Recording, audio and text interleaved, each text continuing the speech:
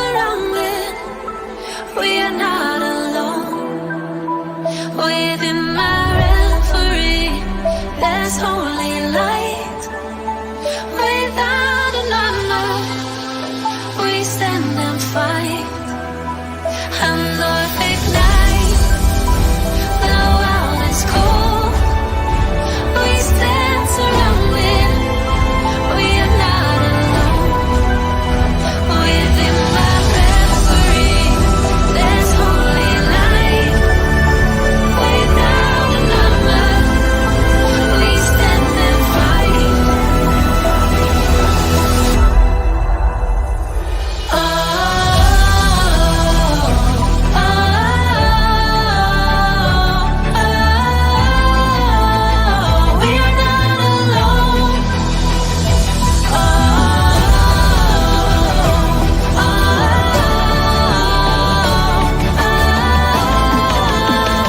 we are not alone. Hello and welcome to Immortal Shadows. I am your host with the ghost, the paranormal pastor, Ezekiel Kincaid. And we are doing our show on a Sunday night this week because of Thanksgiving break. But we will be back with Immortal Shadows at our regularly scheduled time on Thursday nights this next coming week. I see we've got Michael in the chat. Welcome. Hey, PW. Thank you for being here with us. Dustin will be in the chat as well, and Bethany is going to pop up here at some point and be with me. But we're going to do the show like always. Emma's going to come and sing some songs for us, and we will get into the teaching part. But we're going to take a little bit and let everybody hop on chat and see that we are live right now so that they can come hang out with us. But we've got a really cool teaching out of Revelation 5 this evening. And like I told y'all last show, Revelation 4 and 5 are by far my favorite chapters out of the entire Bible because they give us so much rich imagery, and all of Scripture and what it teaches can basically be summed up in those two chapters. And so we're going to be looking at the Lamb who was slain in Revelation chapter 5 tonight. But I hope everybody had a great Thanksgiving. I know that we had a good one. Look, there's Dustin in the chat right now. Hey, buddy.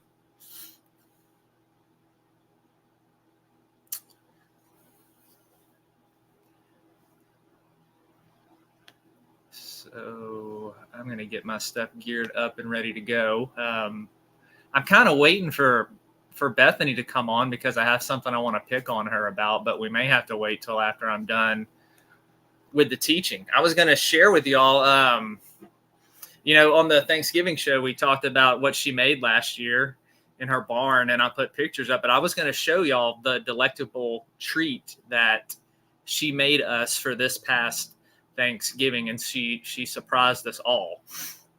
So I'm going to show that to you as soon as she gets up here. We'll see. Let me text her and see where she's at. Hold on.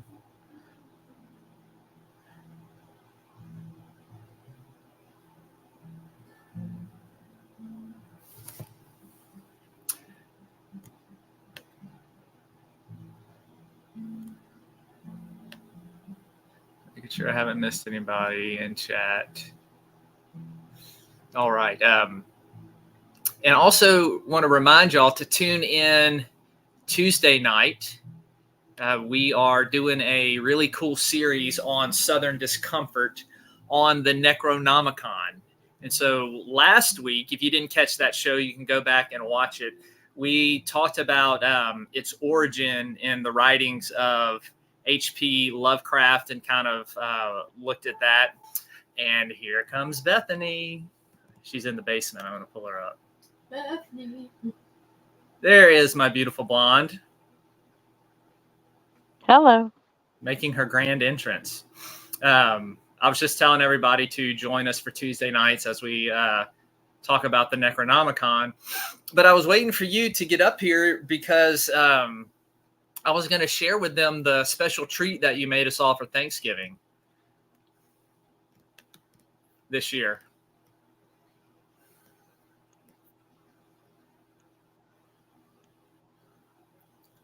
You're speechless? Words fail me. I already all sent right. Justin a picture What? of it. No. I just go ahead and show it. What did you come up with in your own little warped I head? did not come up with this. Okay, so this is a treat, and this was a new one on me. I made some new recipes, but I guarantee you're not going to show them what I actually made. So No, go ahead. This is okay. So I found this picture on her phone, and like the date on her phone and then the date in her calendar matched, and it said, "Be sure to look at recipe on phone for this date." And this is what she surprised us with. Right now, everybody's heard of pigs in a blanket, but have you ever heard of sausage in a sheet? Check What? this out. This, Oh friends, no! is a An delectable abomination treat of Bethany's favorite food, Vienna sausage. No, it's not. Oh, I could. And she did like this fondue dip, and she dipped all the little sausages in there and let them dry and then put sprinkles on them. And these were a hit. God. These were an absolute hit. Hey, Bud Files, welcome. You're just in time to see what Bethany made us for Thanksgiving. That is it, and it was kind of a weird texture because, like, you know, the chocolate's dried on the outside, so you kind of bite into it, and it's got this, you know, hard, and then in the middle, it's like really, really soft. Okay. All right. Stop. And then like the taste of Vienna sausage and chocolate are like two, not even on the same spectrum, and it confuses your taste buds. Like your taste buds kind of go into shock for a minute because they're trying to figure out what's going on. So y'all go ahead and mark this one down because you can actually use this for any type of party. Yeah, if you hate your guests, I would never make this. Why would anyone make this?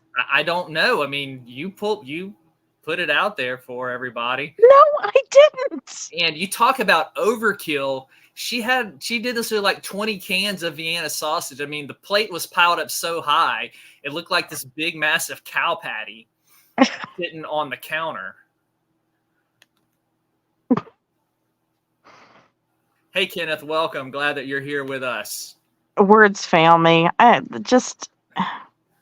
take it off. You know, I grew up poor, incredibly poor, almost to the point we couldn't afford food.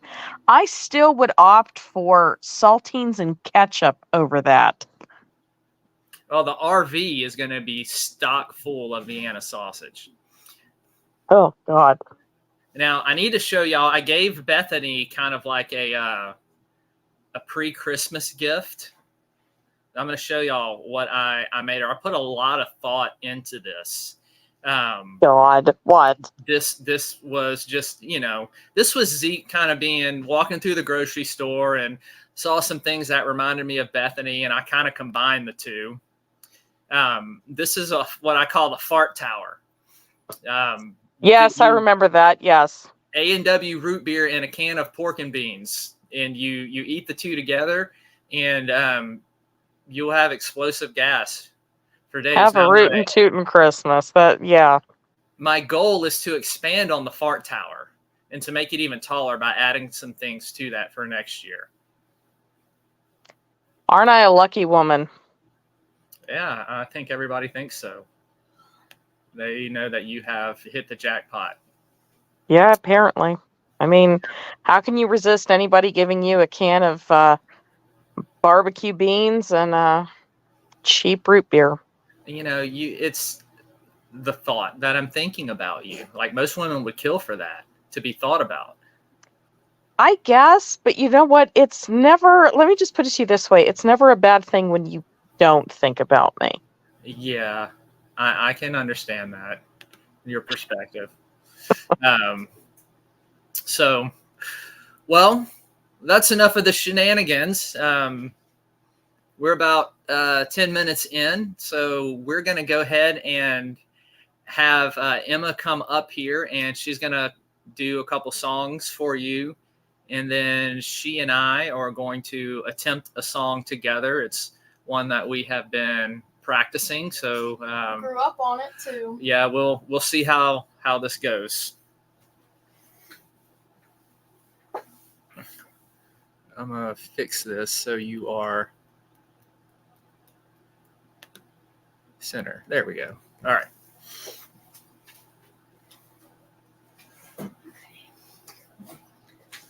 I'm gonna pull my sleeve up.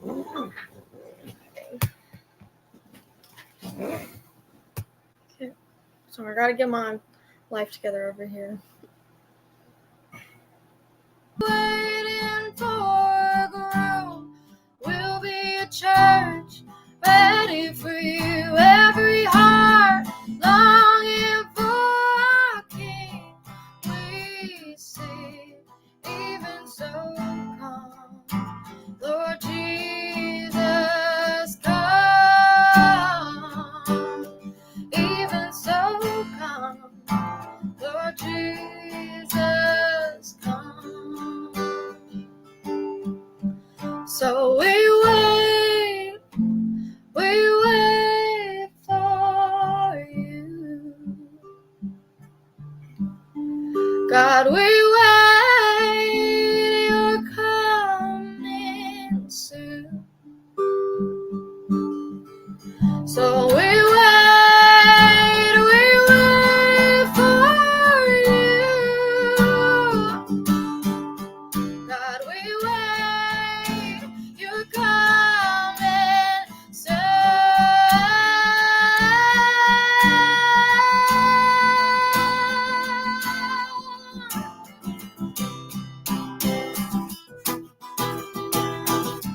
Like a bride waiting for a groom, we'll be a church ready for you. Every heart longing for a king we sing. Like a bride waiting for her groom, we'll be a church ready for you. Every heart longing for a king we sing. Even so, come, Lord Jesus, come. Even so, come, Lord Jesus, come. Even so, come, Lord Jesus, come.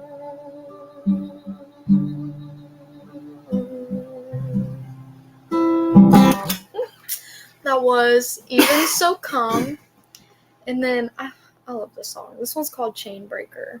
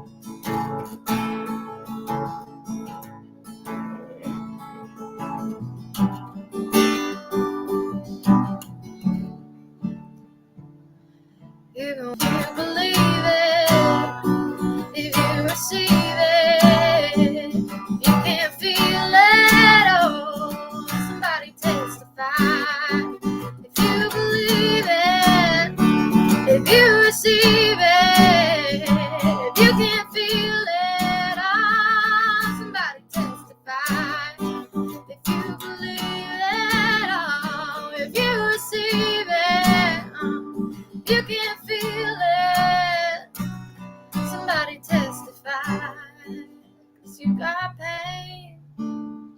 He's a pain taker.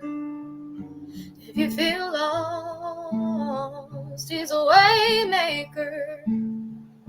If you need freedom or saving, he's a prison shaking savior. If you got chains, he's a chain breaker. So if you need freedom or saving, he's a prison shaking savior. If you got chains, he's a chain breaker.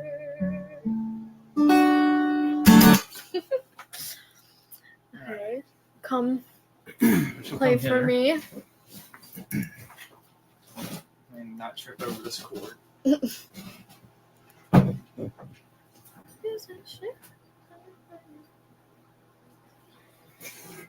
All right.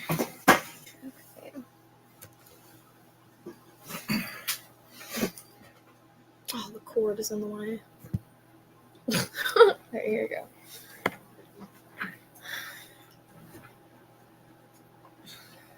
All right, this is a song by a band named Need to Breathe, and it's called Difference Maker.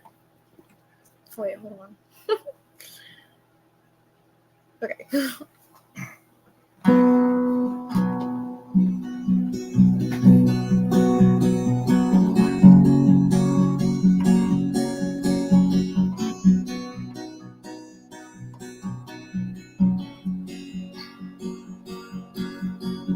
Yeah, isn't it amazing how a man can find himself alone?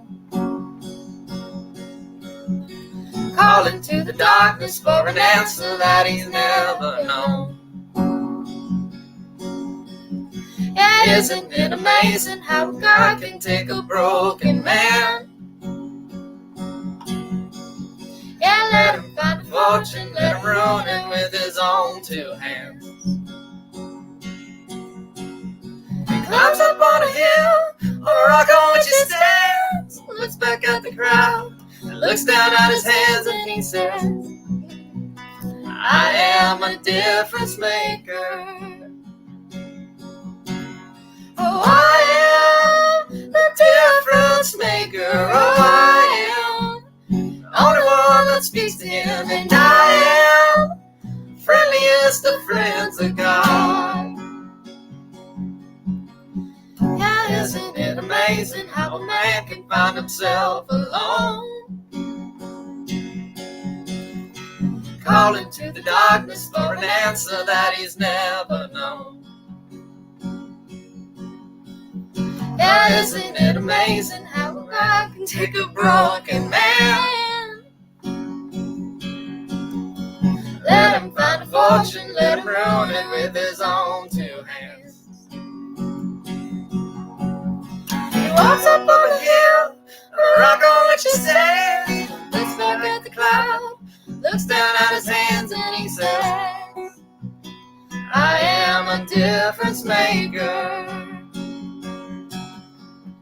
Oh, I am a difference maker. Oh, I am only one that speaks to him, and I am friendliest of friends of God.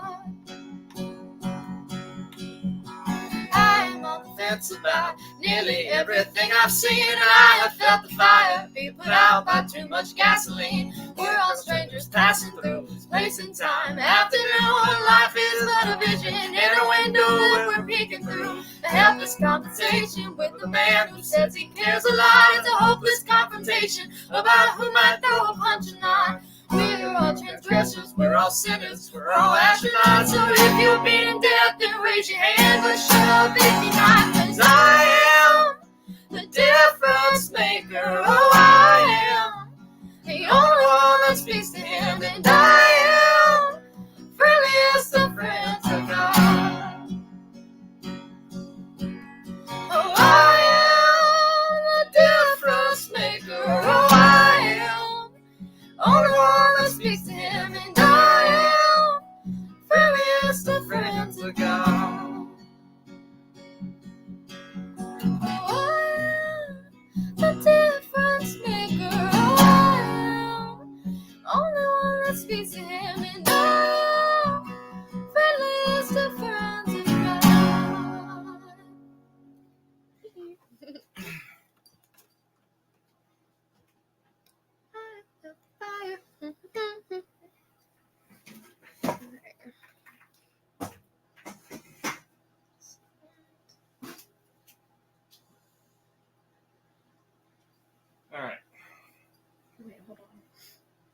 Un momentos. You can airdrop it later. No, I already got it. Okay. There we go.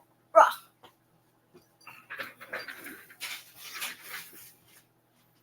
Wait, is it too early for Christmas music? For a No. bonus song? You can do a Christmas song as a bonus song. All right, she's going to Then come back I at sure the will. end and do a bonus song like she always does. So y'all will I'll get be to back. enjoy that. Trying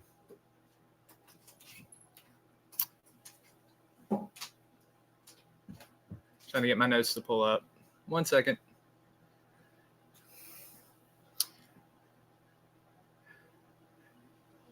Now, see, PW, the stuff that I usually sing on the show is, let me pull Bethany back up here for a minute.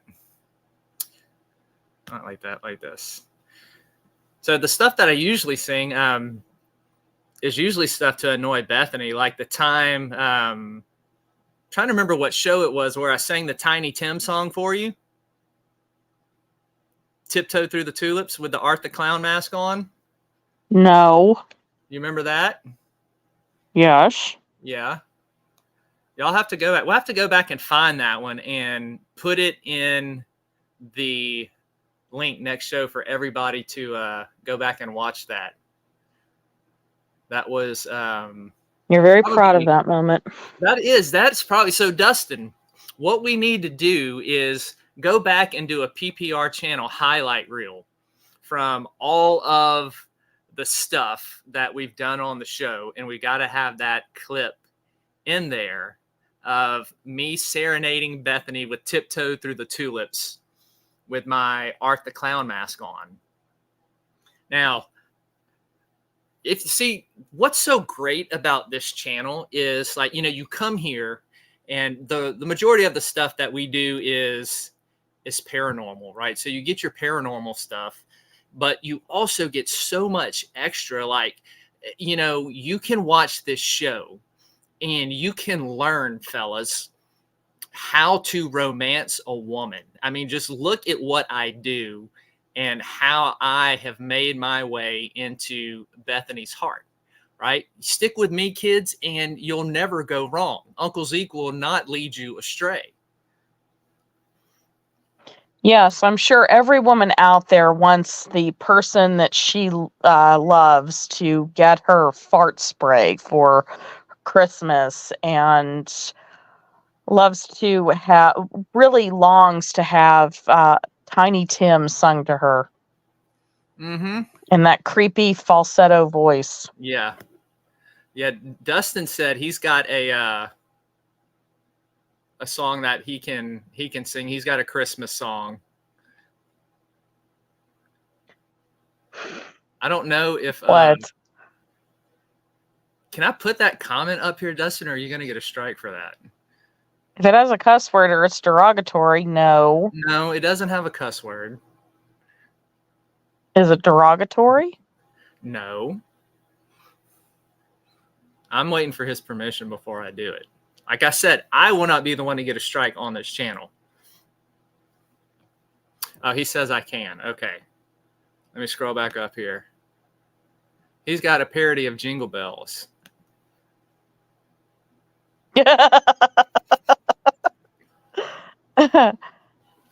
So what we may do is we may get Dustin up here during Christmas time in a Santa hat to sing his renditions of Christmas carols.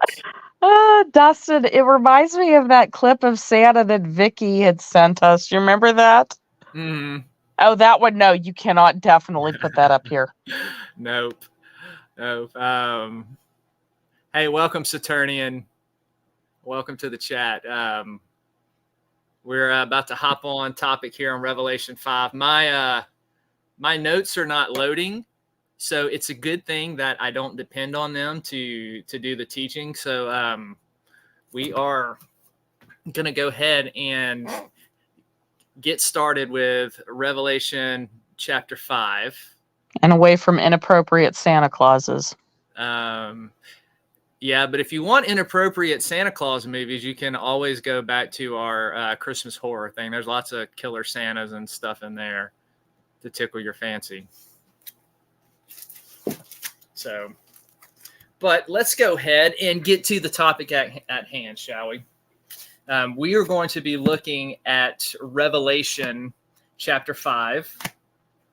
And we are still in John's throne room vision here. So the throne room vision, let me tell you how this all is laid out and how this book goes. The throne room vision is where it's kind of the pinnacle of the book. It's here that all the unfolding of the rest of the book has its beginning, and we're going to see that in this next chapter. So last week in chapter 4, we looked at John is caught up in his vision in heaven, and he sees a door open, and he goes in and he walks into the throne room of God, and we talked about the imagery there and what all it means. So if you missed that last show, it's on the channel. You can go back and catch it. But chapter 5 continues with this throne room type vision here, and I'm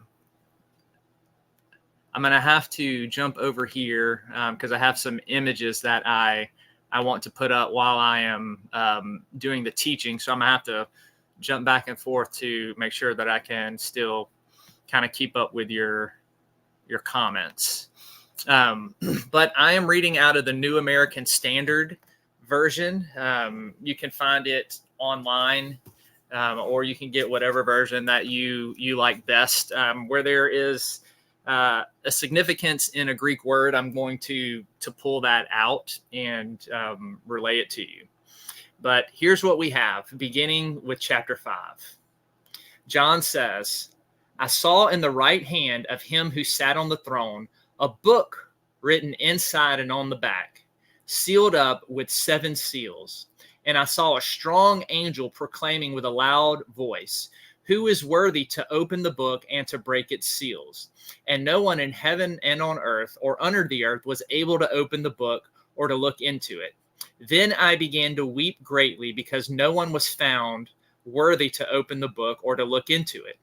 And one of the elders said to me, stop weeping. Behold, the Lion that is from the tribe of Judah, the root of David, has overcome so as to open the book and its 7 seals.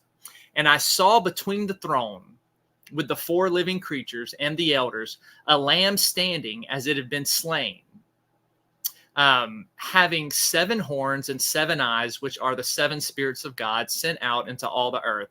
And he came and took the book out of the right hand of him who sat on the throne. When he had taken the book, the 4 living creatures and the 24 elders fell down before the Lamb, each one holding a harp and golden bowls full of incense, which are the prayers of the saints. We're going to stop there for just a moment. So in this throne room vision, there's a lot, like we said, with the book of Revelation, there's tons of Old Testament imagery that comes out in this book that John draws upon, as well as historical imagery from the Roman Empire during that time period. And we're going to see a little bit of that in this as well. John's going to be taking his imagery from various places in the Old Testament, mostly from the book of Daniel in chapter 10 and chapter 12. And then also some imagery that he mixes when we're going to get into talking about the seals, mixing with the Old Testament and in the Roman Empire and how they sealed documents and stuff like that. So he sees in the right hand of him who sat on the throne a book written inside and on the back, sealed with 7 seals. So a couple things about this passage that are worth pointing out. First of all, it is in the right hand. Whenever you see that in the Old Testament or in the biblical writings, that is a key reference to signify power and authority and might and rule. So here we have God on his throne, and he is holding this scroll in his right hand, which represents that he is the one who has the power and authority over what is written inside of this scroll. And there's been some debate among scholars about what this scroll is.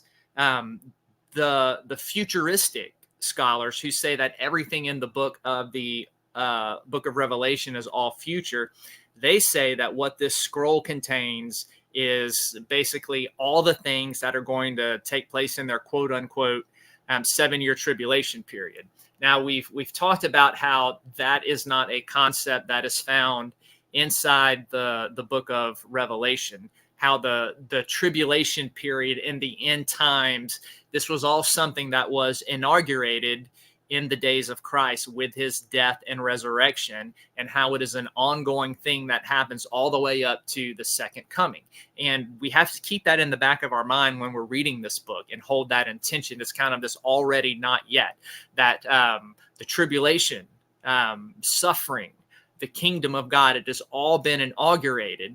And the book of Revelation, as it goes on, is going to talk about how all of these events have past and present meaning, and they are thrusting us towards the second coming of Christ. So this book that is written, and one of the main reasons that argument fails about it being the futuristic aspect is not only the things that I said, but also John is drawing off of some imagery elsewhere in the Old Testament, specifically the book of Ezekiel.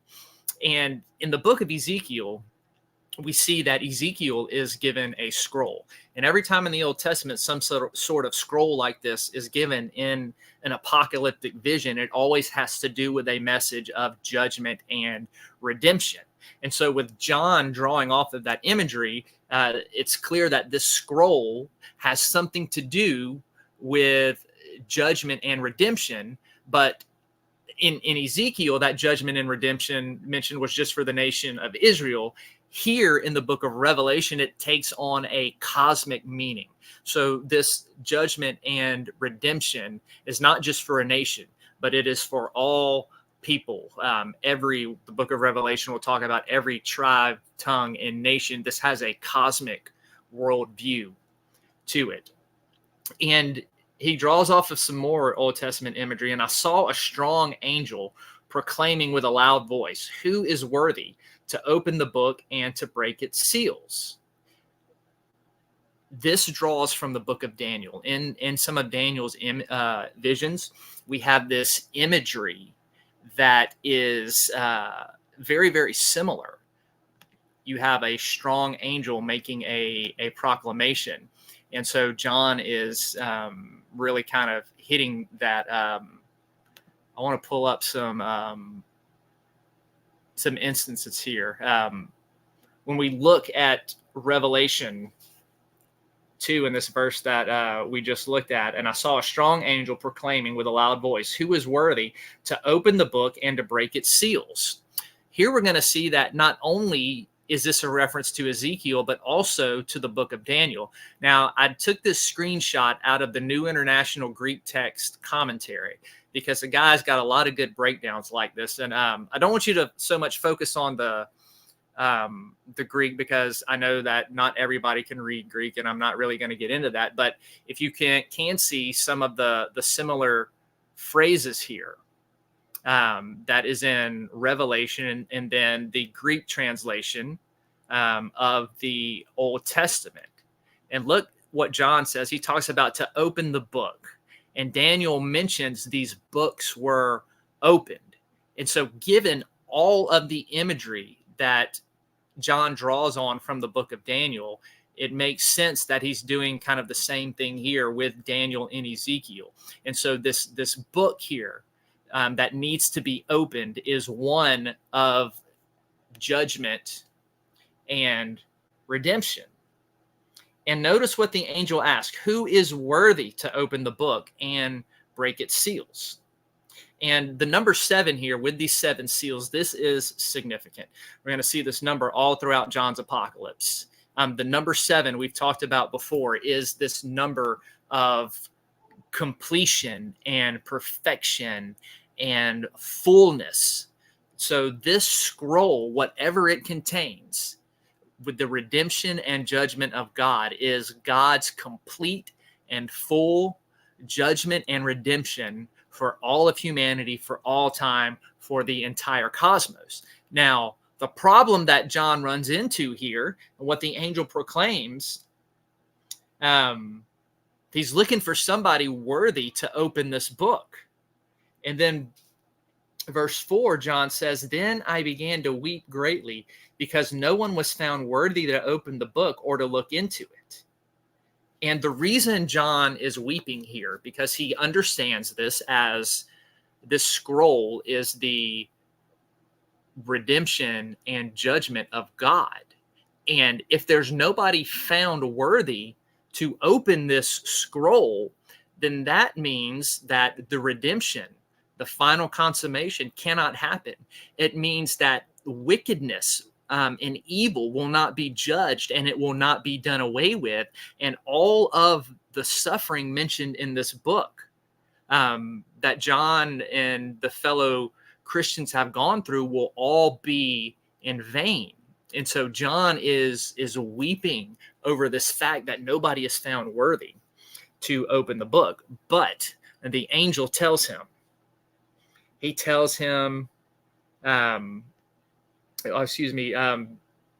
I began to weep greatly because no one was found worthy to open the book or to look into it. And then it's one of the elders, not the angel, one of the elders said to me, "Stop weeping. Behold, the Lion that is from the tribe of Judah, the root of David, has overcome." All right, this is a messianic reference to Jesus. The Lion of the tribe of Judah is coming from the book of Genesis. The root of David. This is coming in other places in the Old Testament. These are all messianic references to God's Messiah that he would send. And so here what we're going to get into is we have this mixed imagery that is portraying Christ. He is being shown to be a lion and a lamb. And we're going to get into the significance of that, especially the lamb imagery becomes prominent here in the next few verses. But this aspect here that the Lion of the tribe of Judah, the root of David, has overcome so as to open the book and its 7 seals. Think back with what we went through when we were on the letters to the 7 churches. The same Greek word for overcome is mentioned in those letters. Jesus says, "To him who overcomes, they will eat the tree of life," or "they will walk with me in white." There was always something for the overcomer. And here we're seeing that same Greek word as applied to Christ, because he is the ultimate overcomer. And this is a reference to his resurrection, of how he overcame suffering. He overcame death. He was faithful to God all the way up to the end. And so all of this overcoming passages in the letters to the 7 churches now thrust us forward to the one who is the preeminent overcomer of sin and death and suffering. And it says that he is worthy to open the book and its 7 seals. And what we're going to see in the next chapters coming up, what happens is the Lamb gets this scroll and he starts popping those seals and breaking those seals open. That's what is to come. And it's these opening of these seals, these 7 seals, that is what the rest of the book of Revelation is going to be about. So this throne room vision here is preparing us, right? The Lamb, what we're going to see, he is the one who can start unfolding the redemptive plan of God and the judgment on evil for the entire world. And that's what is going to unfold here. So let's go ahead and look at this next verse. In verse 6, "And I saw between the throne with the 4 living creatures and the elders a lamb standing as if slain, having 7 horns and 7 eyes, which are the 7 spirits of God sent out into all the earth." There is so much being said, so much rich imagery in these short few verses. Now, what is so amazing about the book of Revelation? we talk about the paranormal, and we talk about visions and dreams and symbolism and their meanings. I have read a lot of religious text, and I can tell you there is none more fascinating than the book of Revelation, and the symbolism in here and the depths. There is truly nothing like this book in all of history that has ever been penned. And the significance of what we are seeing here, right? A lamb standing as if slain. Now, let me show you some imagery, some images here of what John probably saw, what it looked like. Like, we have this, we see a lamb standing who had been slain, 7 horns, 7 eyes. I know a lot of y'all saw the image I had on the thumbnail here, right? You've got a lamb, 7 eyes, horns, then slain. Here's some other interesting pictures I found online.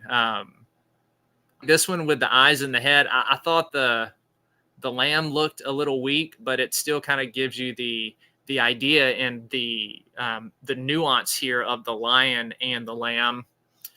This one is pretty cool with the 7 eyes and the 7 horns. And then something like this. So this kind of gives you an idea of how it might have looked to John and what he saw. Now let's go back and talk about this symbolism, right? The lamb. This gets back to all the way back to the Old Testament with the Day of Atonement, the feast of Yom Kippur, where lambs were slaughtered for the sins of the people. Those of you who remember when we talked about the book of Enoch, and we talked about Azazel and his mention there in the Old Testament about the whole scapegoat, about there's one lamb that is kept, and then there's another lamb that the sins of the people is placed upon, and it's sent out with their sins into the wilderness to Azazel. So this lamb imagery, this Passover imagery, is very, very rich. So the lamb here represents Jesus's death and his sacrifice, but it also gives back to a picture of Isaiah 53 about a suffering servant. Isaiah 53 is one of the main messianic prophecies that Jesus fulfilled. And what is cool about this? The Greek word here for lamb, when scholars have looked at its etymology and where it developed from this Aramaic word, which gives the combination. Check this out. This is so cool. That Aramaic word can be used as a lamb or as a servant or as a boy. And this is what we have in the picture of Christ, a suffering servant, a lamb who has been slain. We have the lamb imagery in Yom Kippur, and then we have the suffering servant imagery in Isaiah 53. And so the symbolism, that's why he's being shown in the imagery of a lamb, and it's one as he has been slain. And what's cool about this, the phrase here about standing as he has been slain, in the Greek word, in the way that it's in the part of speech that it is in, it gives the idea that it is this kind of continuous thing, right? That Jesus stands as a lamb who has been slain but has overcome, which is why the wounds can still be seen, because it is for all eternity to show what he has accomplished in the death for sin. And so that's what this imagery of the slain lamb is. It's the idea that sin has been paid for, right? That the lamb, just like that Passover imagery, you have one for sin and then one for it being sent out away from the people into the wilderness. And this sums up what Jesus did. He took the sins of humanity upon him, and he was slain for them. He took the wrath of God for that, and he did away with not only sin, but he broke its power, and he did away with the wrath of God, so that all those who place their faith in him may have eternal life, and they get his righteousness in place of that, because the scripture portrays him as the only one as being sinless. So there's this, with that lamb sacrifice, there's this exchange that goes on, that the lamb takes away the sins of the people. But in Jesus's case, he also establishes righteousness and gives them his own very righteousness. And what we also see with this imagery, right? You've got the 7 horns. And the horns, all right, we've got the number 7 here. So remember, completion, perfection, fullness. Horns in the scripture always represent this idea of power and authority. And so what it's saying here is Jesus is the one with perfect power and authority. Now, this type of imagery of perfection was only used of God. So this is kind of another image of here showing that Jesus was not just a man, but he was also God in the flesh. And there's lots of not lots, but there are several subsects of Christianity, such as Mormonism and Jehovah's Witness, that deny the divinity of Christ. And I'm not here trying to pick on anybody. What we're looking at is interpretation and correct interpretation. And it's hard to deny all throughout the scripture of this constant, everything always pointing to the deity of Jesus, that he wasn't just a man. He wasn't a literal son of God, that he was something so much more. And here is another imagery of this, that all authority, all power. So the lamb here has sovereign power, sovereign rule, just like God does. The 7 eyes are saying that they are the 7 spirits of God that go out into all the earth, right? This spirit of God that's usually just associated with Yahweh, it is now associated with Christ here in its fullness. Again, remember 7, fullness, completeness. He has the full, complete Spirit of God on him. And the eyes, again, represent the omnipotence, the omniscience of deity. And so all the imagery in here is not only about Christ being a suffering lamb, but that this lamb was not just any lamb that was slain. It was the sovereign, all-powerful, omniscient, omnipotent King of the universe. And this is the point, and this is why he is worthy to open the scroll.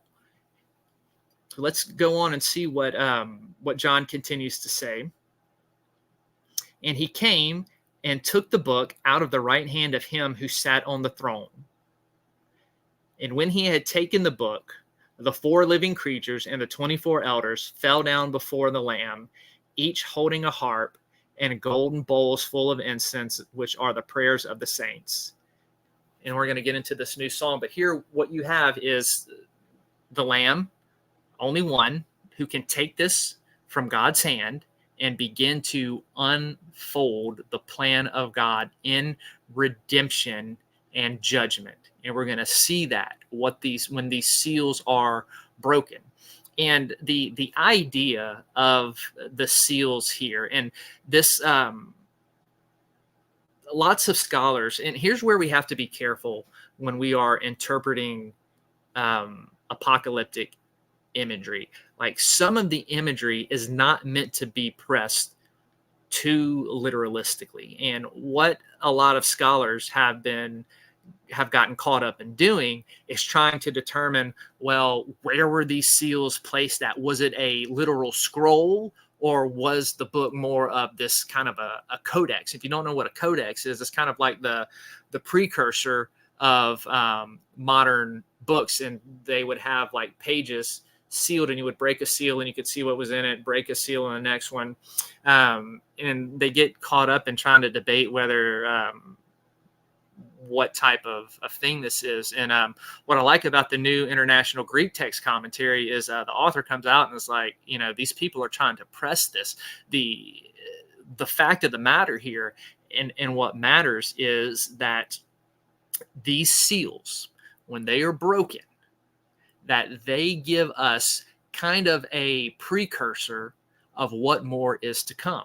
And this kind of fits into the Roman idea of these sealed documents. And I had a whole bunch of stuff I had written out in my notes to show how much it stood in line with some of the Roman documents of the day. I can't remember it all, but suffices to say that with the seals, with the authority, with one who was being able to break it, is that when these seals were opened, right, there was kind of like you could start to see what the scroll or the writing contained.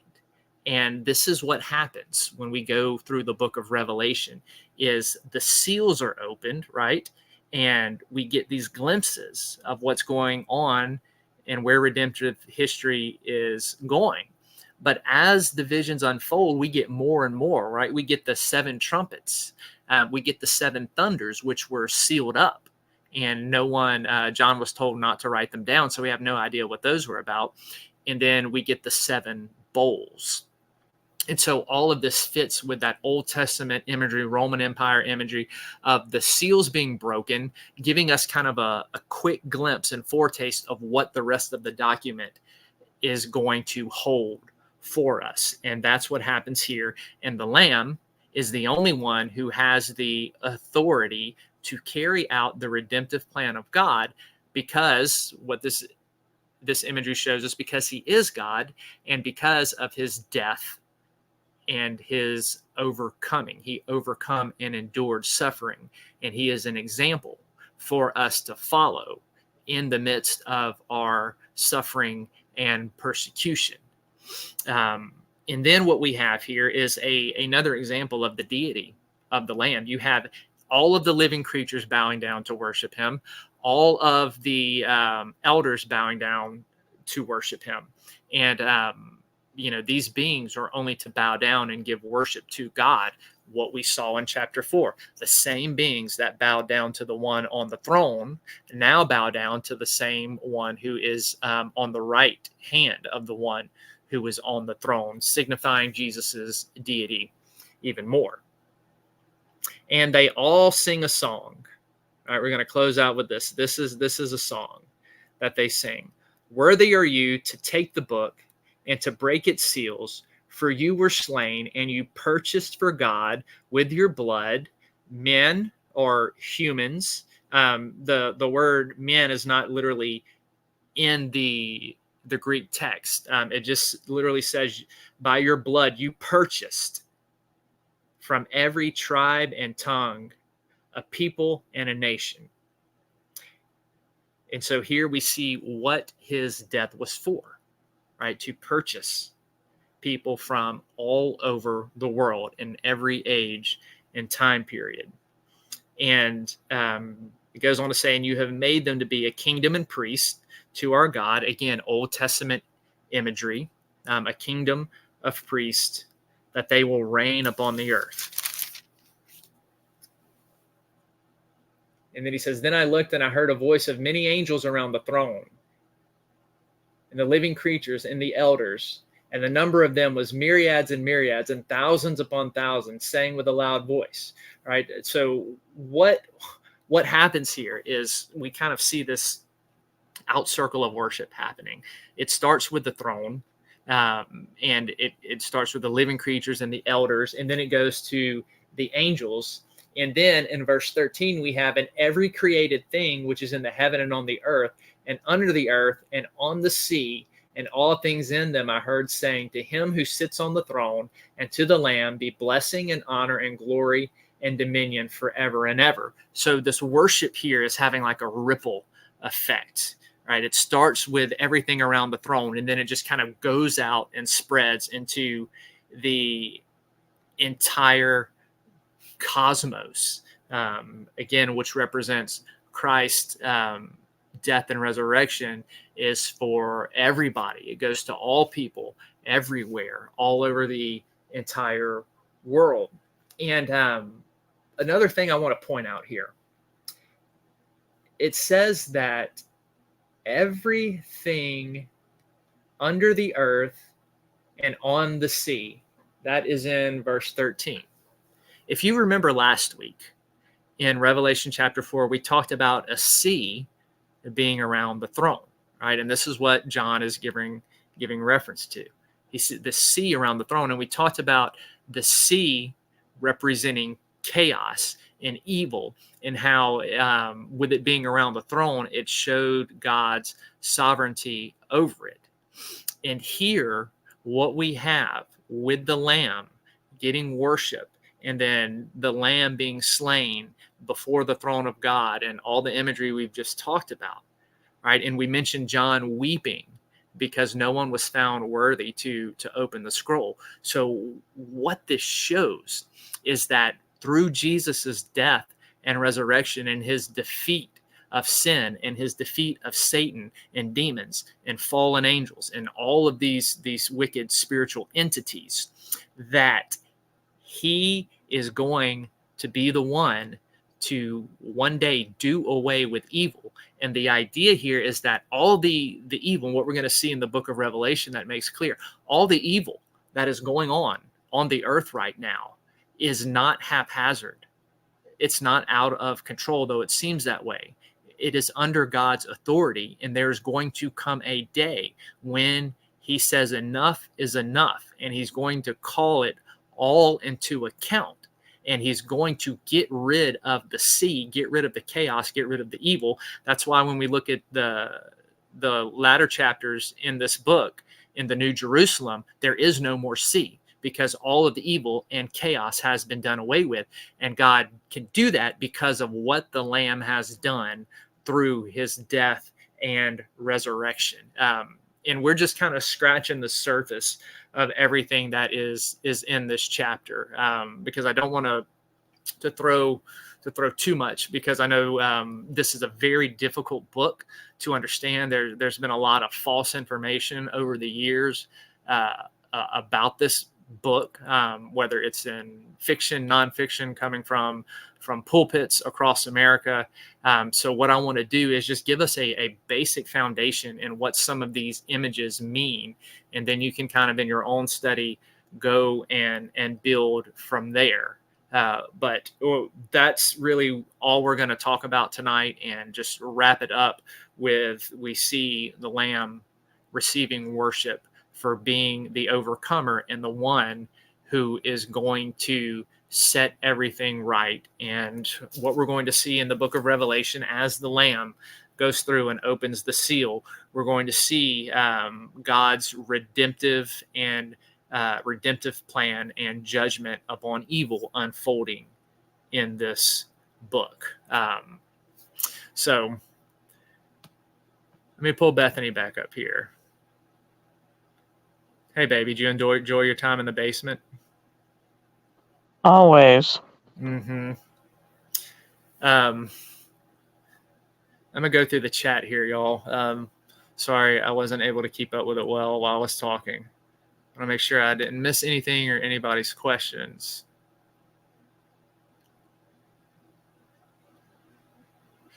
See, we got, I know there's some people I missed, so let me go say hey. Savage Batman, thank you for being with us. Dennis, thank you for being in the chat too, man. Thank you. I like this one. Saturnian. Jesus was a good demon hunter. Yes, he was. By far the best. Yeah,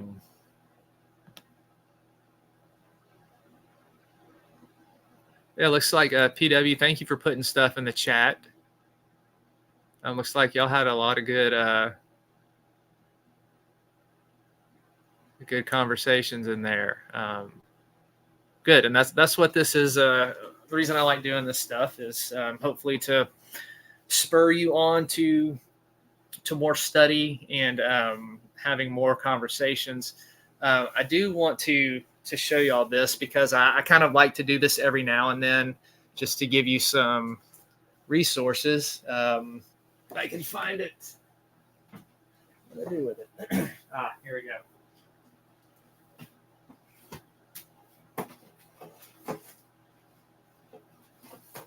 Two great resources to start off with if you're just getting into studying the book of Revelation. This is the best one to start with. If you remember, at the beginning of this series, we went through the 4 prominent views of this book. We talked about the futuristic view, the preterist view, the historical view, and the spiritual idealist view. This gives a very simple breakdown of each one. You can see it goes through and it gives you the passage, and it breaks it down into the different viewpoints there. So that is a great place to start if you want to get familiar with the different interpretations of the book. This is another good simple one to start with, the NIV application commentary. I don't agree with how he interprets the millennium and stuff like that, but for the most part, this is a very good commentary to start with. It's simple. He divides it the way that they break this commentary series down. The whole NIV application commentary is always a great place to start. If you're just getting into want to kind of study the scripture and a little bit of the background in it, the way that they do this commentary is they break it down to what it meant to the historical audience. Then they have a section called Bridging the Context, where they talk about things that the modern reader wouldn't understand and how to understand those things. And then they have an application of saying how this text can apply to the modern reader. So those are two good places to start. If you want really in-depth stuff, go with the New International Greek Text Commentary. That's the one I use. That's the one I love. By far my favorite commentary on the book of Revelation. So that's all I got on that. You got anything, Bethany? Let me text Emma and get her back in here.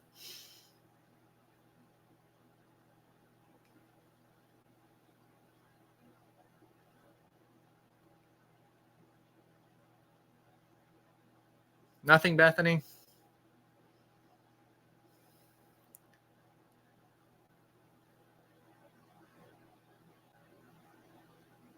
Oh, she fell off. She went back in the basement. All right. Texting Emma.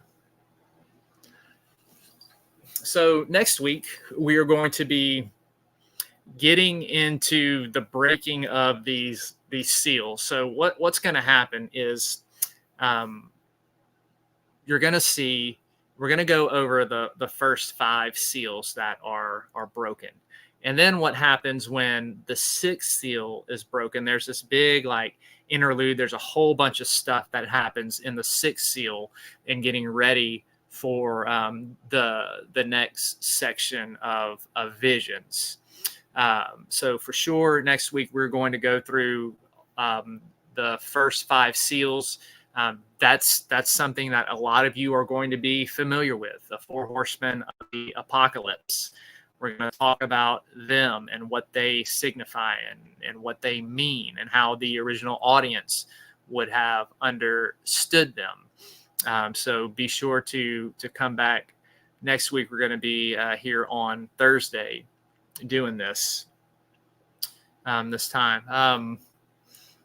Also wanted to remind everybody, Dustin put it in the chat, if you haven't subscribed to Tanya's channel, go ahead and do that. We stream on PPR channel, on Tanya's channel, also on Facebook and on Twitter.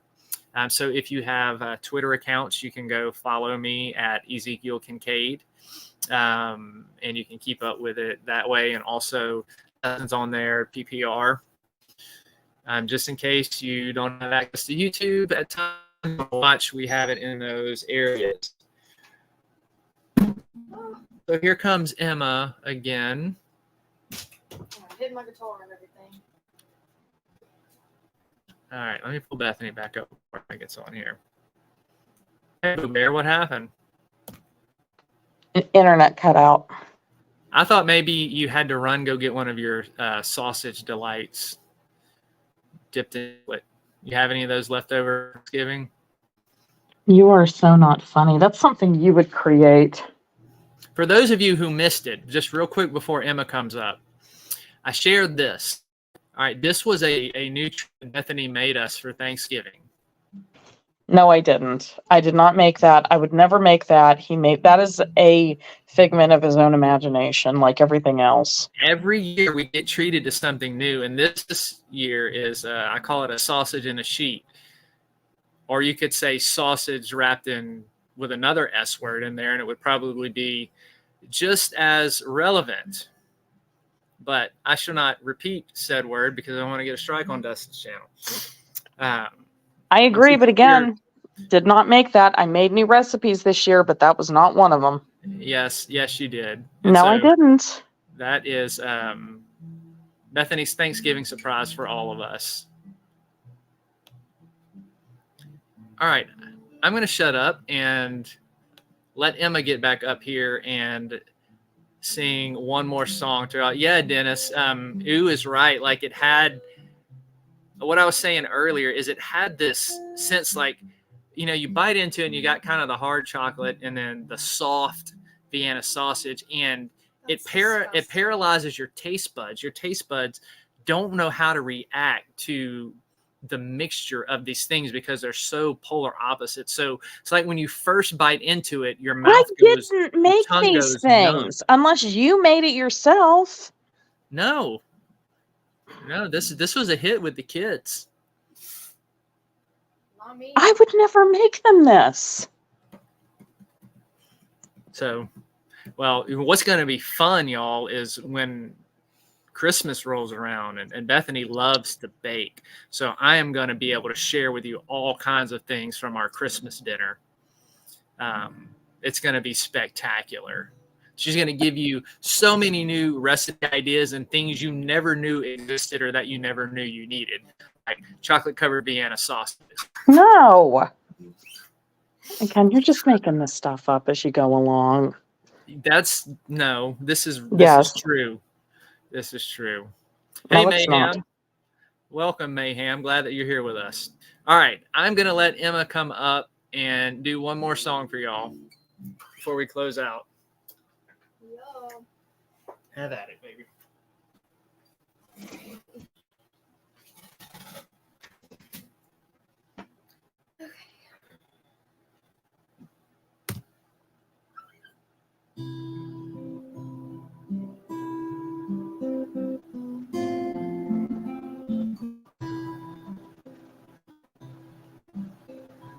Oh, holy light, the stars are brightly shining. It is the night of our dear Savior's birth.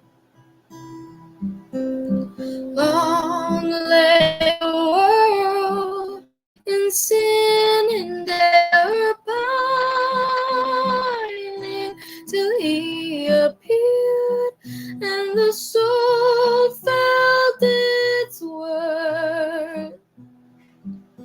The thrill of hope, the weary world rejoices, for yonder breaks a new and glorious morn. Fall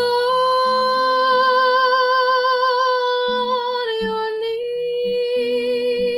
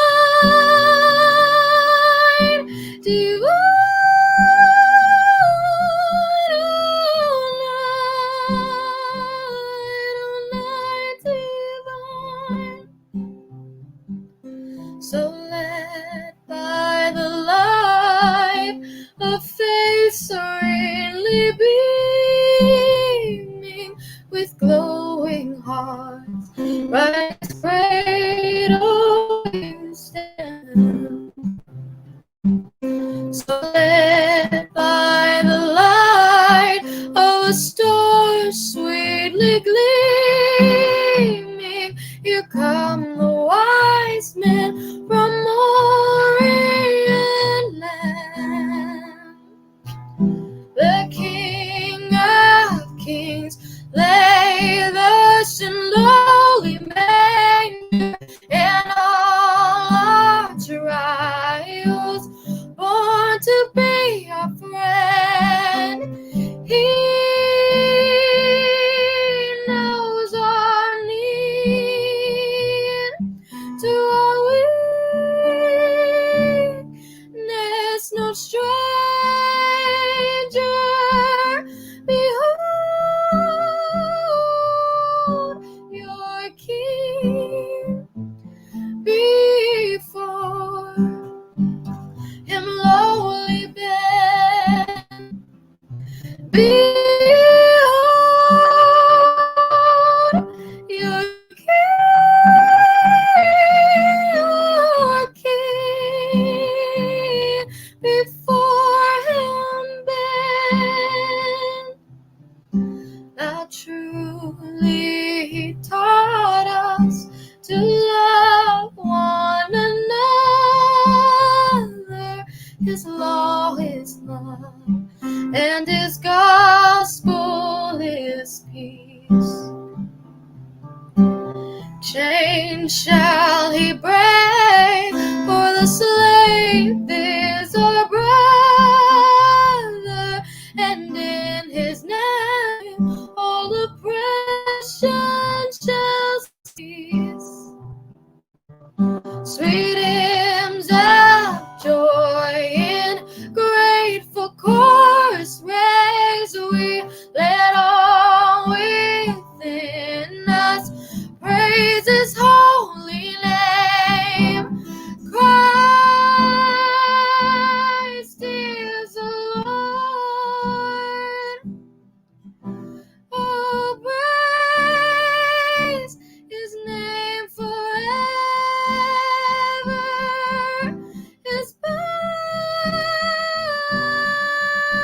and glory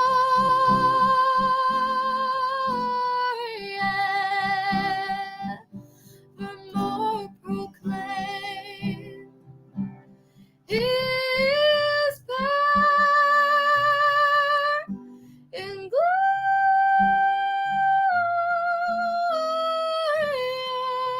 evermore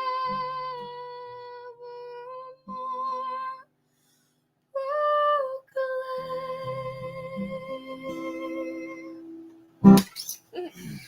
Thank you, Emma. Show. Man, she nailed that one. That's this. So I hope y'all enjoyed that. I love when Emma sings that song. It's one of my favorite Christmas songs ever. Boo Bear, you there? Yes. Yes. She is here. Dustin, you changed accounts that you're running on. He's a man of many accounts. Now, thank you for sharing us out, Mayhem. I appreciate y'all encouraging Emma. That means a lot to her. Well, she has a beautiful voice. Yes. Well, we will go ahead and wrap things up unless anybody has any questions they want to put in chat about what we talked about, or kind of the book of Revelation in general, anything we've mentioned up to this point. We can take a minute to see if anybody has something they want to pop in there. But while you're thinking of that, be sure to join us Tuesday night as we continue our study on the Necronomicon. We are going to be looking at its use in my favorite movie franchise of all time, is that, Bethany?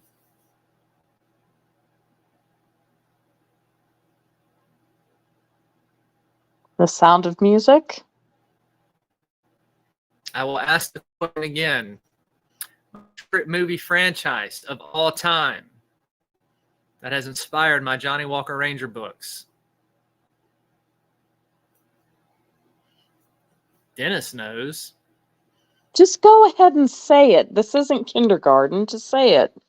Well, I was trying to give you a chance to participate, but apparently it went over your short head. When have you ever known me to really care about participating? I'm just here. You participate all the time. Yeah. Go for it. Yes, Dennis. Yes, PW, The Evil Dead. Because The Evil Dead does not go with the Lovecraftian version of the Necronomicon, which we talked about last week. We looked at his version. The Evil Dead goes through the Fox version that was written in the 70s and was presented as real. It's called the Simon version. That's where you get all of the Sumerian references that you see throughout the Evil Dead movies, especially the Sumerian references are big in the Ash versus Evil Dead series. So we're going to talk about the Evil Dead movies and its use of the Necronomicon. We're going to talk about why it has different Necronomicons, and we're going to talk about why Deadite possession is a little bit different in each one. So this one is just meant to kind of be a fun one to again talk about the influence of the Necronomicon in culture and in movies. And then after that, we are going to get into looking at how it was developed more for occultic and religious purposes, and talk about the 13 gates of the Necronomicon. So that's what you can expect on Southern Discomfort. And Immortal Shadows, we will continue Revelation. You had anything else to add, Bethany? Sweet dreams, everyone. Does anybody, I guess before we close out, we haven't had Zekes Freaky or Burn It Beth on. Would y'all like to see to have our sock Why puppets? shouldn't you be making other people's sock puppets to add to your menagerie? Eventually. Should I bring the sock puppets No, back out? no, go make the sock puppets for other people. Yeah, Dustin says go for it. Now, Dustin, what we need to do is when we are together at the Thomas house in a couple weeks, we got to come up with a stage and a Burn It Beth set so that Burn It Beth can have her cooking show. So we got to brainstorm that and figure out what we want to do. Oh, Bethany left again. I'm sure she'll blame it on her internet this time. Dennis is asking about the van. I'm glad you brought that up, Dennis. Let me show you the thing that hauls around all of our cans of Vienna sausage. We always got to bring the RV back on here, don't we, Dustin? Now, we cannot forget the new and improved one that we have found. This thing is way bigger. It has more room. And you also have like a lookout tower up there. So you will be able to sit on the roof of this RV while you eat out of your can of Vienna sausage, and while you drink your tab and your RC Cola, and use your binoculars to see if you can find Bigfoot. And this thing is held together by extension cords, and only God knows what else. But we like this one because it kind of has that Spaceballs look. It gives you a little bit of a sci-fi futuristic Mad Max kind of vibe. So Dustin, we could put some armor on this thing, maybe some spikes on the wheels too. And for Bethany, I imagine the kitchen is probably a little bit bigger too, so it will give her some more room to burn all of our food for us. But yeah, Dennis, I wasn't sure if you'd seen that one yet, but this is our new one that we kind of got our eyes set on. This is a lot more roomier. So there's room for the whole crew and for all of our investigative equipment. And here's the thing too, Dustin. What I like about... I'm going to bring Bethany back up. Hey, baby, you're just in time. Ah, your little doll menagerie on wheels. Yes. And what I like about this one, because of all of that top space that, if we do capture a cryptid, we can tie it down up there and we won't have to have it in the cabin with us. So this one meets all of our needs. For you and Dustin and Vickie and Tanya. No, and I was talking about how for you, it's probably a lot bigger area. And, oh, no, that's not for me. That is not for me. We already talked about this. This is for your dolls. This is for your puppets. So for all of you watching, he intends to make all of you a puppet that he's going to put in that god-awful thing. You talking about clowns? No, I'm talking about your sock puppets. I hate clowns. We can thank our illustrious Dustin for these. He's like, send me a picture of Bethany. I got an idea. And I know that every time Dustin says, and he's got an idea, it's going to be like something I would think up. So if I would approve of myself and my idea, then I know that I will approve of Dustin and his idea, if that makes sense. Itself, you approve of your ideas and thinks like you, so just go ahead. It's got my approval. But yeah, this is the one we're going to use for shorter trips. That's for you and the PPR family. This is for me and you on our honeymoon. No, it's not. We've already talked about this. This is for you and Dustin and Vickie and Tanya and Emma for whenever you guys go on your paranormal excursions. No, I won't be anywhere near that thing. We've realized it's a little too small, so this is the one that no, this is for your shorter excursions for all of you guys. This way you guys are all traveling in style and comfort that you definitely deserve. This is for our honeymoon. Oh, here's the thing. This is a great idea. I just thought of this. All right.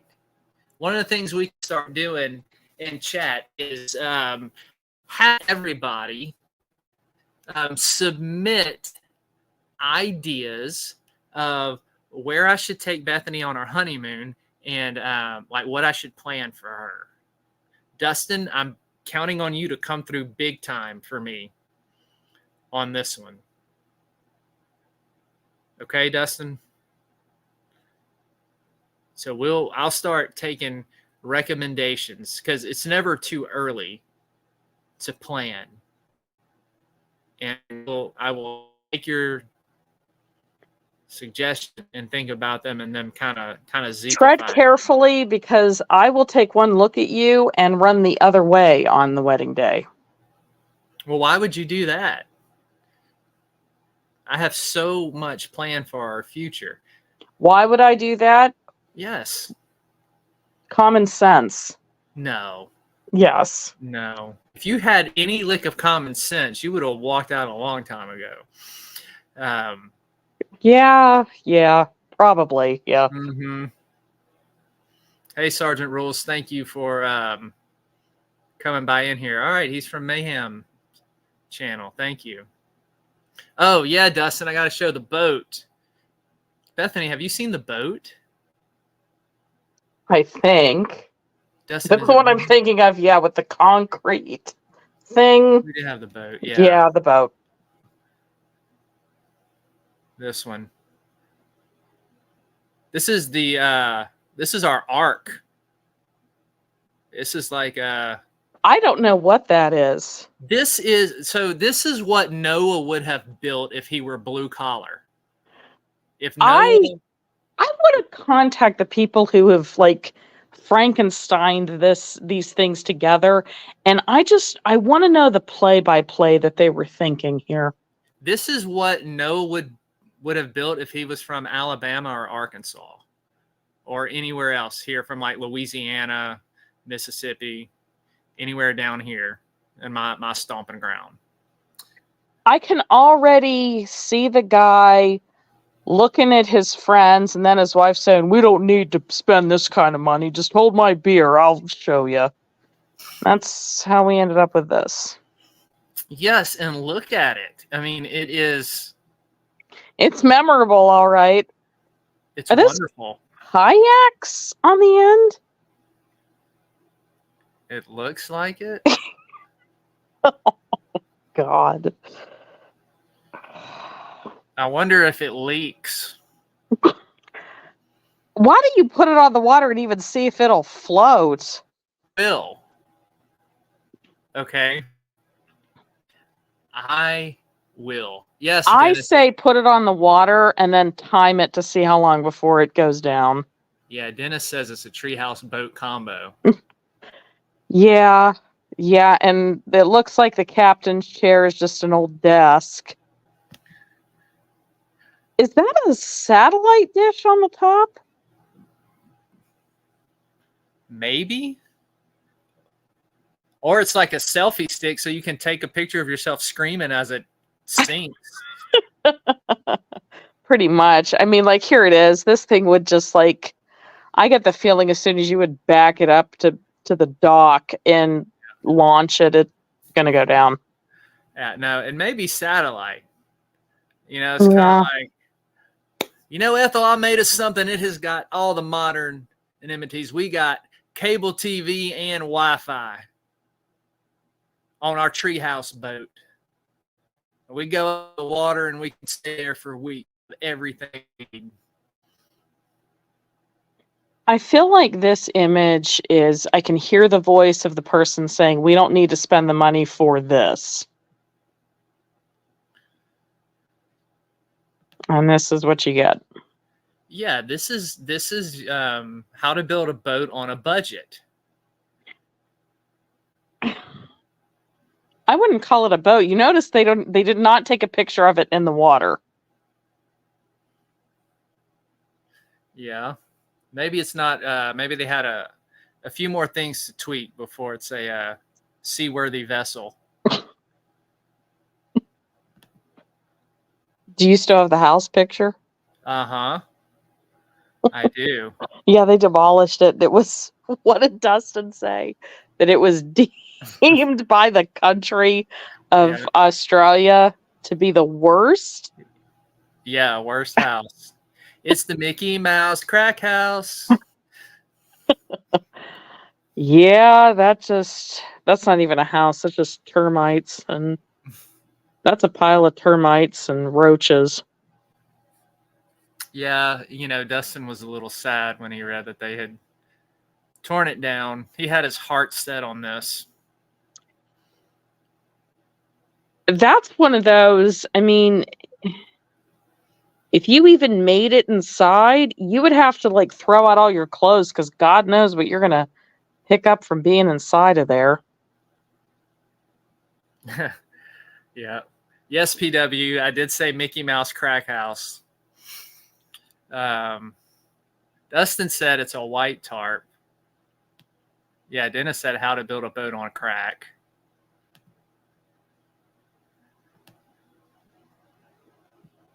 Yes. So we always have something new and interesting to bring our viewers every single week. Well, Everybody's everybody on the channel. And well, everybody's lucky that you have no shame. Nothing embarrasses you. You don't care. And that is why, to you, those images are the lap of luxury.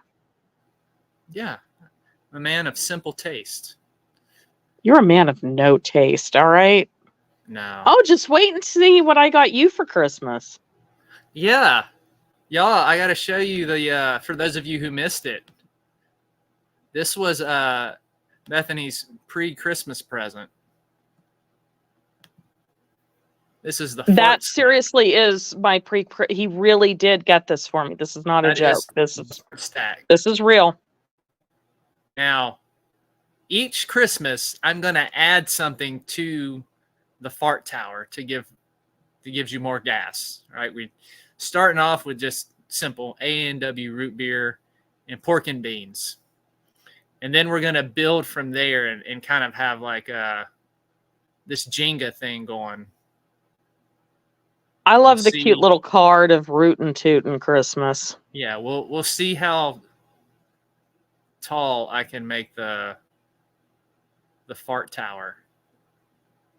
And seriously, this is what he sent me a picture and he said, "Happy Merry Christmas, an early Merry Christmas present, baby. I love you." And yeah, the fart tower. That is it. And she's Aren't I complaining lucky? how, yeah, like I think about you. I get you gifts all the time, send you flowers, make you fart stacks. Gee, I'm so lucky. You are this girl in the world. Pickled eggs, yeah, Dustin. That's one that we're gonna add to the fart towers. Pickled eggs.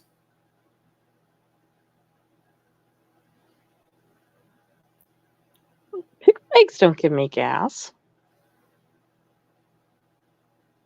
They don't give you gas. No. If you eat a lot of them, that's the thing. Is like you get this with the beans and the eggs. You get this Yeah. protein. For you, it's peanut butter. Yeah. Hey, you started it, so yeah, I'm I don't spilling care. it. Yeah, I know I you don't don't care. I have no shame. It does not matter. I think you proved that on my birthday when you sang Tiny Tim to me. Uh-huh. Yeah, and we are going to do a highlight reel, Dustin. Shouldn't you be like singing Tiny Tim? That's a creepy image. You singing Tiny Tim when you make those god awful sock puppets for everybody on the show and watching the show. All right. We'll do it. Ugh. We will do it.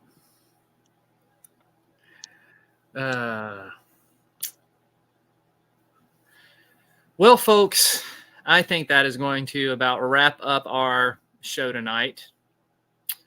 Thank you, everybody, for stopping by and hanging out with us tonight.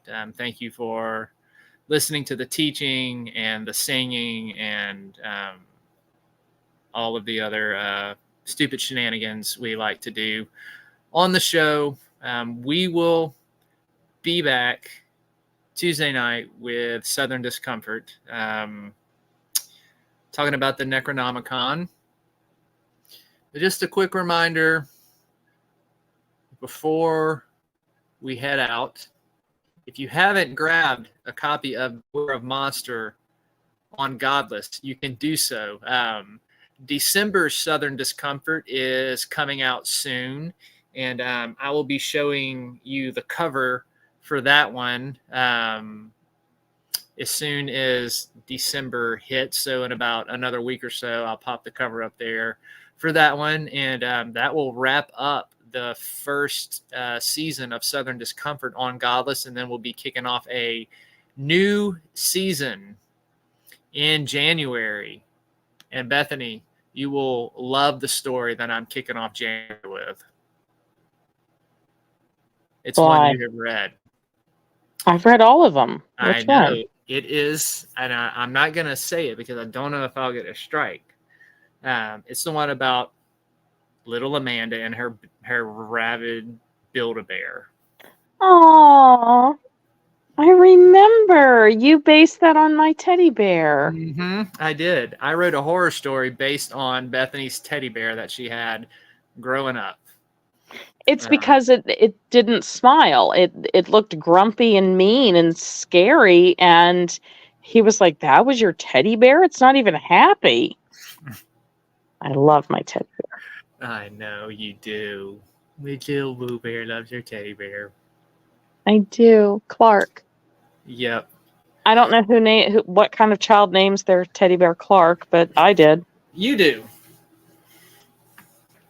You do. I did. Clark. Yeah. So yes, that's what January Southern Discomfort is kicking off with, and I've got whole new stories planned, some different genres of horror that I'm going to put in there that weren't in the first season. I have the other story that's going to be in the second season is another one I wrote for you, the Phantom War story. That one is like a horror fantasy story that is kind of a horror version, kind of based off on some of the old epics of old. It's intense. Yeah, it's a good one. Mm-hmm. So that one is special to me because that, a lot of you know that I am a recovered addict. And one day I'm going to share my story of recovery on here because it's very, very powerful and how it happened and what God did in my life and getting me free from that. But Phantom War was the first story that I wrote after my recovery. And so that's why it's really, really special. And that's why I wrote it for and geared it towards Bethany. And it will be dedicated to her. Aww. So you're the one who did all the work. Yeah. But see, I don't just give you fart stacks. I write you stories. I send you flowers, write you poetry. So this is true, and you make me laugh. Yes. Well, everybody, we're for real going to wrap it up this time. I have no more rabbits running through my head that I'm going to. While there's nothing going on, I think it's a good time to go ahead and end the show. But again, thank you everybody for supporting this channel. Go ahead and give this video a like, share it out. We appreciate you hanging out with us, and it means the world to us. Thank you, Bethany, for being up here with me every week. Thank you, Dustin, for allowing me to do this and being in the chat. And we miss Vickie and Tanya, and hope that they will be back and popping in at some point. But we are going to close, as always, with our inspirational video that Dustin made. So y'all be sure to stick around and go ahead. If you haven't subscribed to the channel, do that so you can get that notification bell and get the alert for when we go live Tuesday night. We'll see you then. Got anything to say, Bethany, before we go? Sweet dreams, everybody. And pick a movie tonight. It's your turn. I am. I'll pick one. Good, and then I can make fun of it and complain about it. It's better than the stuff you picked over the last few That was not my fault. All right, Trauma was promising, and that was dead in the water. Oh, speaking of trauma, now you got me chasing another rabbit. Sorry, we were getting ready to log off. Sorry. I was getting ready to end the show, and another rabbit popped through. Sorry. Anyway, coming in the spring, in April, a lot of you are familiar with the Trauma movies and Trauma Entertainment. They made Toxic Avenger. They made Class of Nukem High and a bunch of other cool stuff. We are going to have a show in the spring. They're because we're going to do it. Toxic Avenger was released, I think it was like April 14th, 1986. And Toxie is Trump's kind of mascot now. On that date, in that week, whatever day the show falls, we are going to do a show all on trauma and trauma movies. So you're going to want to be there for that. Anyway, can I end the show now? Yes. Okay. I'm sorry. Sorry. I've been trying to end it for like 10 minutes now. And there's a reason why I hide in the basement and don't say much. No, I love you, Boo Bear. I love you too. Here with me. All right, y'all. Without further ado, here's the video, and we will see you back next time. Nighty night. Is this what giving up feels like? I don't know, I don't know. Tell me, have I lost my mind? Nowhere to go, so far from home. Is this what giving up feels like? I don't know, I don't know. Tell me, have I lost my mind? So I break these walls and hold my head up high, and I stand my ground until the day I die. As the rain falls down, there's no more tears to cry, tears to cry. So I break these walls and hold my head up high. No, I'm not giving in. No, I'm not giving